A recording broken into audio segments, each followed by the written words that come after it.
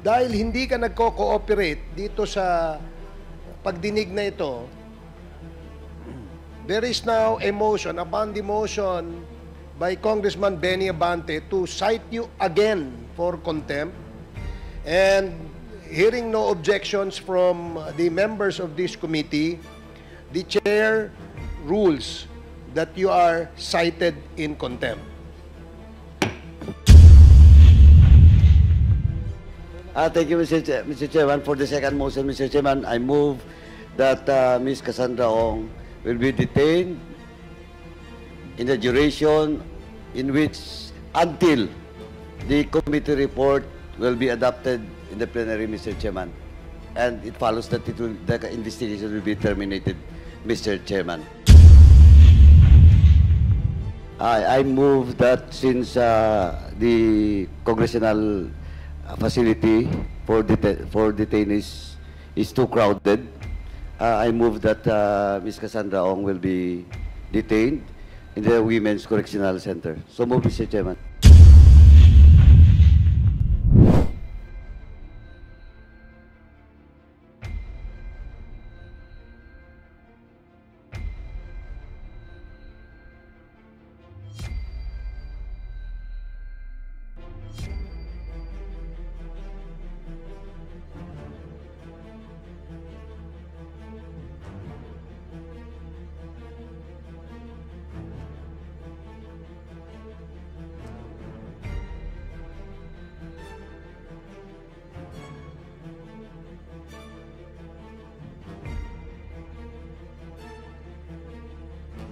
Okay.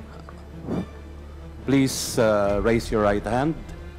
Do you swear to tell the truth, the whole truth, and nothing but the truth in this congressional inquiry, so help you God? Yes. Yes. Yes. Thank you, Comsec. Now, to proceed, we'd like to acknowledge and recognize Congresswoman Jinky Luistro. The committee is in receipt of the letter from Cassandra Leong, represented by Attorney Topacio, claiming, among others, that her client opted to decline to testify, invoking the right to remain silent and or the right against self-incrimination. I deeply lament this action coming from the resource speaker, Mr. Chair, because we will remember that even prior to the creation of the Quadcom, various resource speakers have been mentioning already the name of Cassandra Leong. And it is really unacceptable if we will allow in today's hearing that the resource speaker will remain silent, will not answer our questions under the guise of his right against self-incrimination. In the same letter, Mr. Chair, they even cited the case of violation of visa law of the Bureau of Immigration, as well as obstruction of justice, as the case is filed already against the resource speaker, making an impression, Mr. Chair, that we cannot raise question to her anymore. So please proceed, Congressman Dan Fernandez. Thank you so much, Mr. Chairman. Cassandra, Cassie, kumusta ka na? Can you kindly remove your face mask? Paige, can you please... Maganda ka naman eh. Huwag ka nang... relax ka lang, Cassandra. You know, the reason why we invited you over, because if you remember, during the joint committee hearing, we invited you twice. And then you never acceded to the invitation of the joint committee hearing. And then we issued a subpoena. And then we elevated this issue on the Quadcom. Uh, you remember the time that you texted me, di ba? And eventually you call me. And the reason why I'm trying to tell this, Mr. Chair, during the time that we have conducted that committee hearing, that joint committee hearing, Cassandra, in the spirit of transparency, Cassandra, I will tell the body, that you texted me and you called me. Para at least malaman nila kung saan tayo magsisimula. But the reason why you called me is to ask for help kung ano yung dapat mong gawin. Am I right? You can answer. Yes po.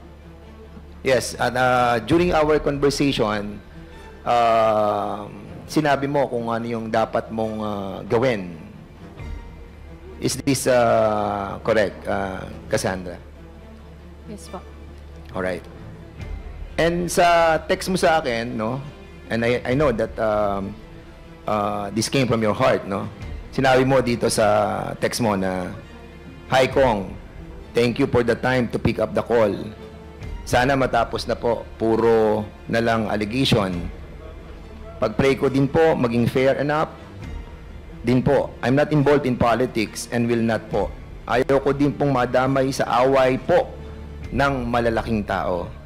Mabuhay po ang Pilipinas, mabuhay si PBBM. So you texted this, di ba?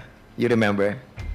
And you were saying na ayaw mo ring may madamay na sa away ng malalaking tao. Are you referring to sinong personality are you trying to imply on your text?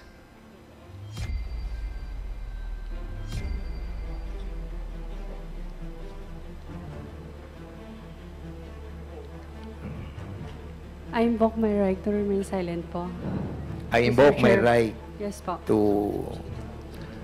your right. Okay. So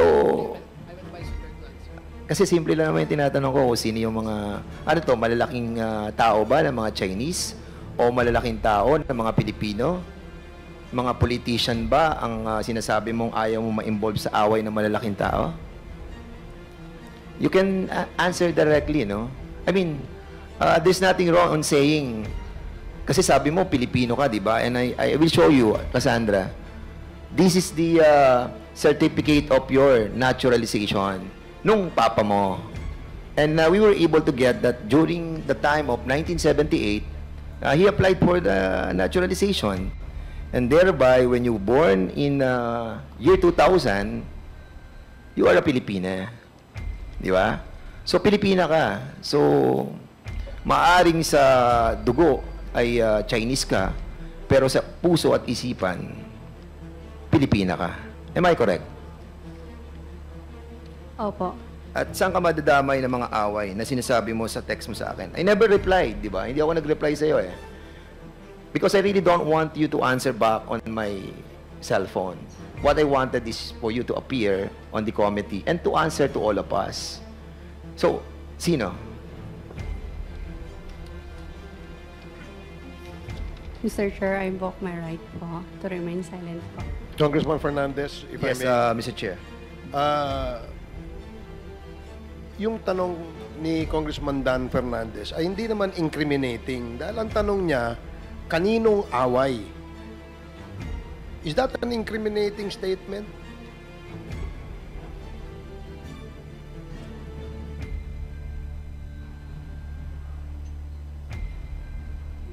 Ang sinasabi ko po is right to remain silent po. Hindi po self-incrimination. Mr. Chair, Mr. Chair, Mr. Okay. Mr. Chair, Congressman Acop? I would just like to remind Madam Cassandra Ong and her lawyer that what we are conducting here is not a custodial investigation where you can invoke your right to remain silent. There have been Supreme Court decisions on this. So I think the witness has to answer. Otherwise, we will move to cite her in contempt for refusal to answer. Mr. Chairman, That is correct. Congresswoman Luistro, you want to Mr. say Chair, something? the reason why I started our hearing with the parameters on the use of right to self-incrimination is to guide our resource speaker as to when they can be availed of and when they cannot. And as far as this representation is concerned, Mr. Chair, we have two elements before they can avail of the right against self-incrimination. One, there must be identifiable crime. And two, there is the probability that the resource speaker may be convicted of the crime. Now at this point, Mr. Chair, may we ask Ms. Cassandra Ong, nung tinanong ka ba ni Honorable Dan Fernandez, kaninong away ang iniiwasan mo? Ano bang krimen ang iniisip mo na baka ikaw ay madamay?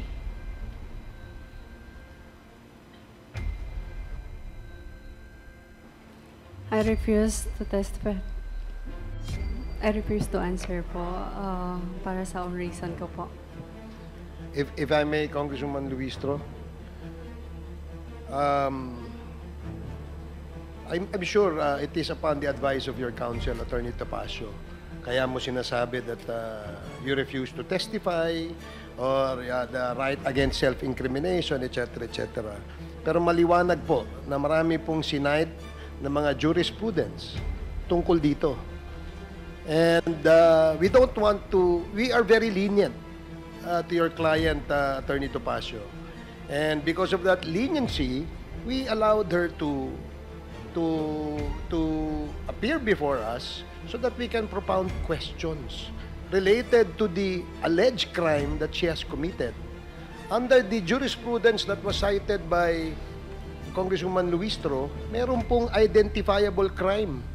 And we don't want the committee to be compelled to cite her in contempt. Because as it is, she is already detained in the House. And once the committee rules on citing her in contempt again, she probably would stay in this detention facility much longer. Kaya please, advise your client to cooperate. As long as her rights are not violated, we will continue to ask her questions. At yung mga tanong po na yan ay related po sa investigasyon na kung saan ay mayroon pong operasyon ng illegal na pogo dito sa ating bansa at si Cassandra Leong ang muka o ang representasyon o representative nitong mga pogong ito. Kaya yun ang gusto po naming malaman, Attorney Topacio. Please, advise your client. Yes, Cassandra, naintindihan mo ba yung sinabi ko? Yes po. So, sasagot ka na, Cassandra. Mr. Chair, pwede po ako mag-excuse sa sarili ko ng like 10 minutes lang po. Excused for 10 minutes? To consult with your lawyer? 10 minutes. Yes po. The chair, is that too long? I mean, that's too long. 5 minutes. You can consult any member you wish to consult. Kung yan ang problema. Kasi if we give you 10 minutes, alam mo, kanina pang umaga itong ating mga resource persons naghihintay. Yeah. In fact, we started 10 o'clock, tuloy-tuloy po, at wag mo nang i-delay. Simple lang naman po yung tanong. Yung tanong Che. po ay related po doon sa iyong involvement dyan sa Lucky South 99. And Mr. Chairman, I think the resource person must consider na, well, she's not special. Hindi po kayo lamang ang resource person that we are investigating. All of these resource persons have been here since morning. Lucky you, you are in your own room, di ba? Meron kang aircon, meron kang sariling kwarto. But all of these people who are working tirelessly to ferret the truth has been here for so long. We hope you understand, and you're asking for 10 minutes for us to wait another 10 minutes. I think, Mr. Chair, that is unacceptable. And if I may, ask, can we ask Attorney Topacio? Yes, you may. What's the reason, Attorney Topacio, that you are asking for a 10-minute suspension? May I address the chair, Your Honor? Yes, please. It was not my idea, actually, Your Honor. It was her request to me. And I told her to relay it directly because I cannot talk unless recognized. Thank you, Your Honors. Thank you, Attorney Tapasio. Congressman Fernandez, please proceed.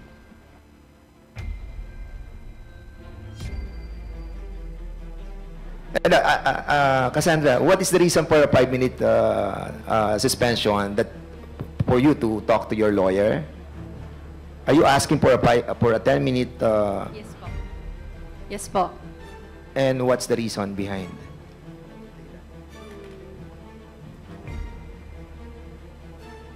Mr. Chair, Okay, sige. We will allow you for a 5-minute conference with your lawyer, provided that pagbalik mo, you will tell the truth. Is that clear? Mr. Chairman, I object.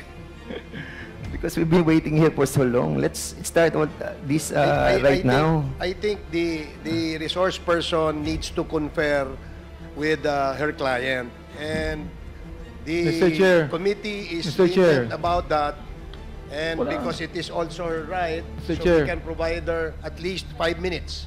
Mr. Chair, Mr. may Chair, remind our members that when the chair is speaking, let us not disturb him. That is the rule. Thank you, Congressman Acop. Thank you also, Congressman Abante. well, So- Mr. Chair, I'd like to find out who is Congressman Acop referring to. I am one of the chairman of the COD committee. Yes, 1 minute suspension. And I have the please. right. 1 minute.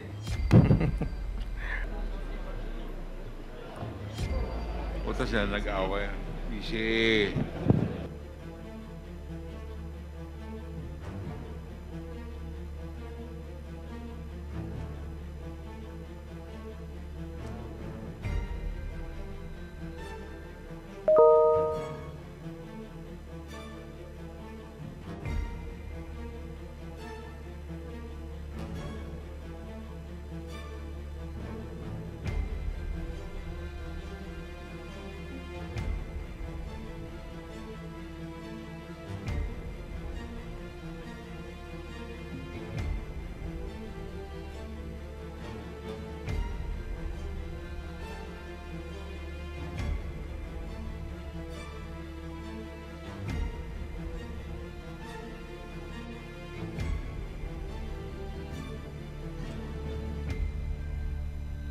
Hearing is resumed.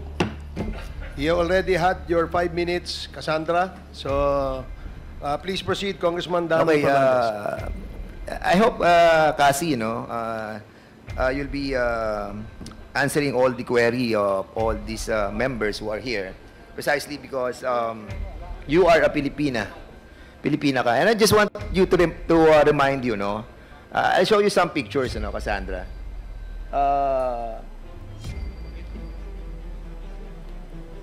Have you seen this? Nakita mo na ba to? These are all the torture victims na nakuha sa cellphone doon sa Porac at sa Banban. All those collected cellphones ay nakalagay itong mga pictures na to. These are victims of torture perpetrated doon sa Porac at sa Banban. Have you seen this? No. First time. Now lang? Okay. I will show you another picture. Ito, mga pictures din. Ito naman yung mga namatay. They are 66 foreigners. Hindi makilala kung bakit sila namatay. Lahat sila, almost all Chinese. Natagpuan sila, almost everybody sa Region 3. So, nakita mo na ba sila? Hindi pa? Hindi pa rin? Hindi po. Okay. The reason why I showed you all these pictures is for you to realize the gravity of what you are into right now. Are you a incorporator of Lucky South 99? Hindi po. Hindi ka incorporator ng Lucky South 99? Never? Remember, you are under oath. Member ka or not?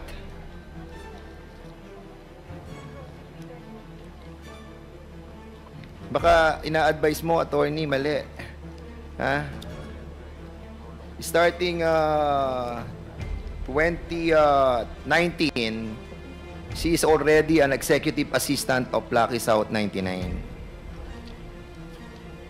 Cassandra, are you an incorporator of Lucky South 1999 since 2019 to the present?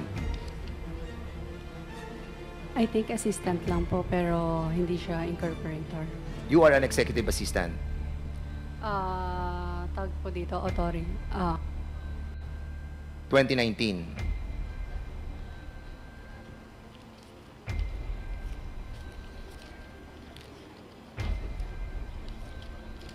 Tama, Cassandra?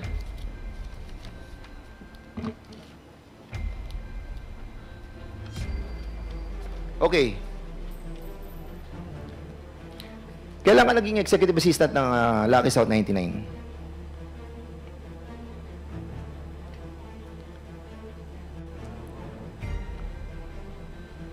Kung pagbabasihan natin yung mga dokumento, November 2019, incorporated ka na doon. And you were like 19 years old during that time. Am I correct? Correct? Yes po. 19 years old. 19 years old. Paano ka nakapagtrabaho sa Lucky South 99? Mr. Chair, I refuse po to answer. Mr. Chairman. Mr. Chair, point of order. Point of order. What is the point of order of the... Yeah, Mr. Chair, I'm getting confused. With all due respect to Attorney Topacio, every time Chairman Dan gives a question, it seems that it's Attorney Topacio answering. So I think we should. No, I've been watching you, and you've been whispering. So can we please give the resource person the opportunity to answer truthfully? Attorney Topacio, may we ask you to refrain from answering in behalf of your client? As we clearly stated earlier, the role of the counsel is only limited to advising your client of his or her constitutional rights in this committee hearing. So, Cassie, ikaw ang sumagot. Okay? Yes. Thank you. Attorney Topacio, with all due respect, no, I mean, I don't mean no offense to you, but it's just that let's allow the resource person the freedom to explain her side and to explain how she's involved or not involved in this situation, because this is her opportunity to clear her name. Thank you very much, Mr. Chair. Okay, kasi sino nag-recruit sa'yo sa Lucky South 99? I refuse to testify po. Okay, yun ang una mong yun ang una mong trabaho sa Lucky South 99? I refuse to testify po. Sorry, Mr. Chair. Tinatanong ko lang kung ano yun ang una mong trabaho. Pwede mo naman sabihin iba ang trabaho mo, di ba? Anong unang trabaho mo sa buhay mo? Pasensya na po ulit. I refuse to testify po. Saan ka nag-college? This will not incriminate you. It will po. What? Ang tinatanong ko, saan ka nag-college? I refuse to Sabi mo, testify. Pilipina ka, di ba? Did you study in the Philippines? I refuse po to testify po. Attorney Topacio, Can let we- this be a warning to you to please allow your client to respond to the question. We will, these are simple questions.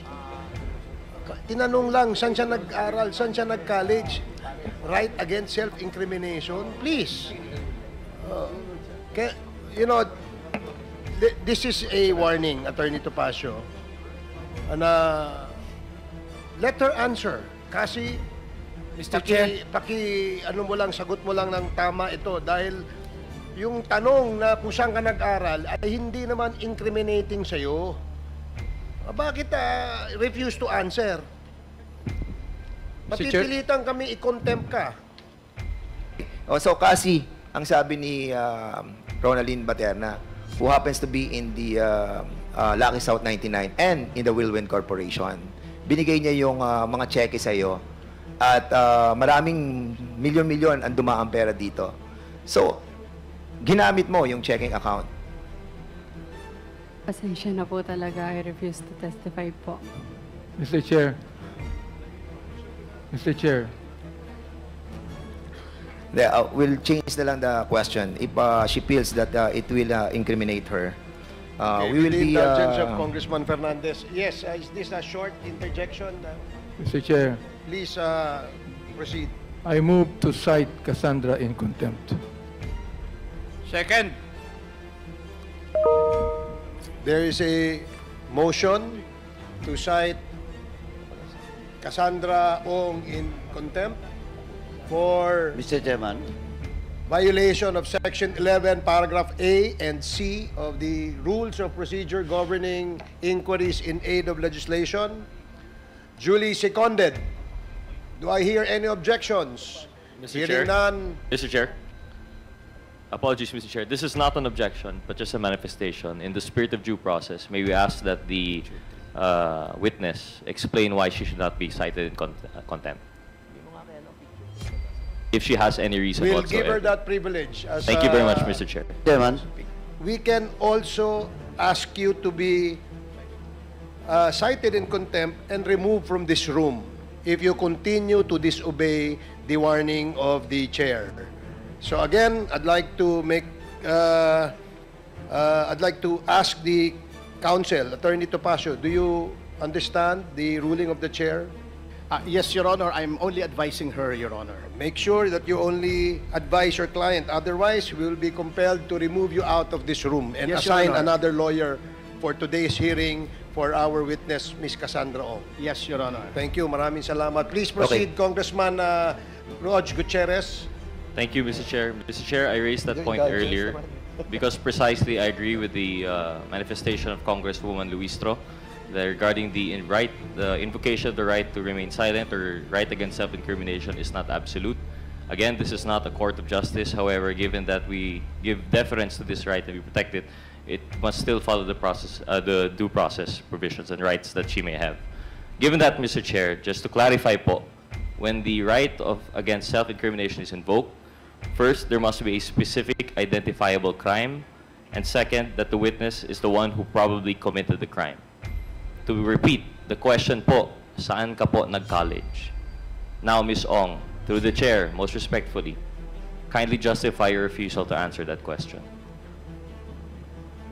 Again po, Mr. Chair, I refuse to answer or to testify po. Then, Mr. Chair, I think the witness has chosen not to defend the question, and I believe the proper thing now is for the chairman to rule on the propriety of the invocation of the right against self-incrimination. And from there, I suppose, we would then vote on the contempt. Thank you very much, Mr. Chair. Thank you, Madam Ong. Thank you, Congressman Gutierrez. Mr. Chair. Yes, Congressman Acop. May I ask the resource person to repeat her answer to the query of the Honorable Gutierrez? I refuse to testify ba? Ang sagot po ninyo? Ha? Testify po. You refuse to testify.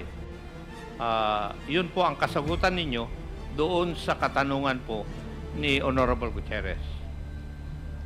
So you refuse to testify. In other words, hindi ka na sasagot?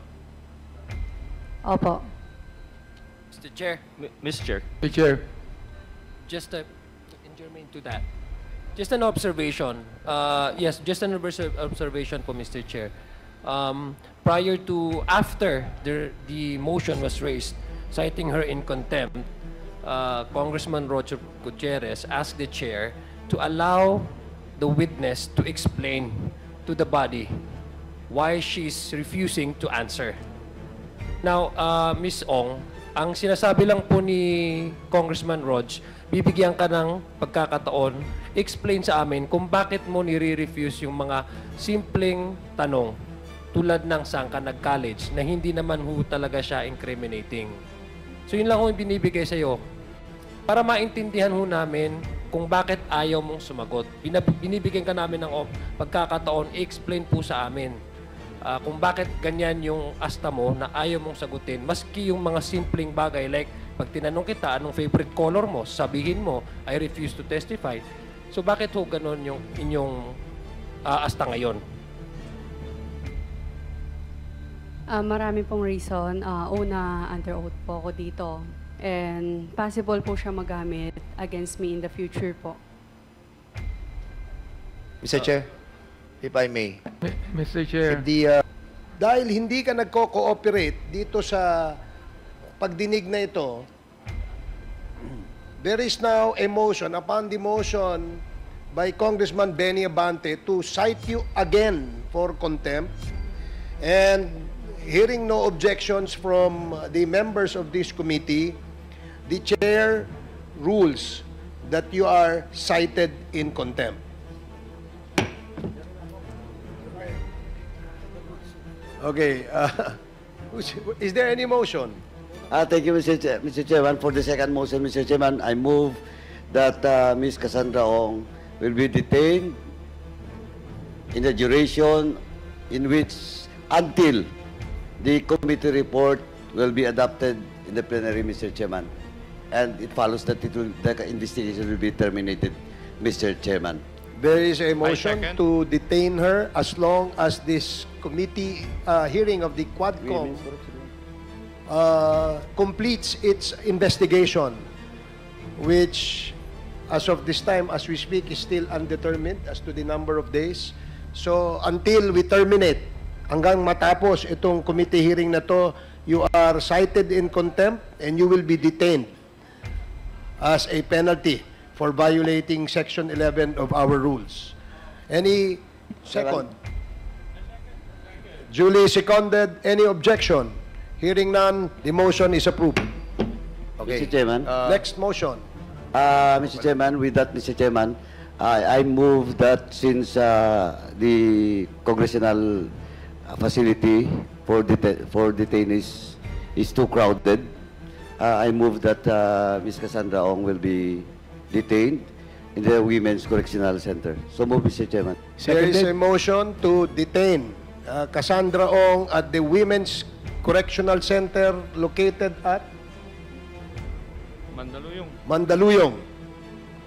It's a detention facility, Women's Correctional. Duly seconded. Any objections? Hearing none, the motion is approved.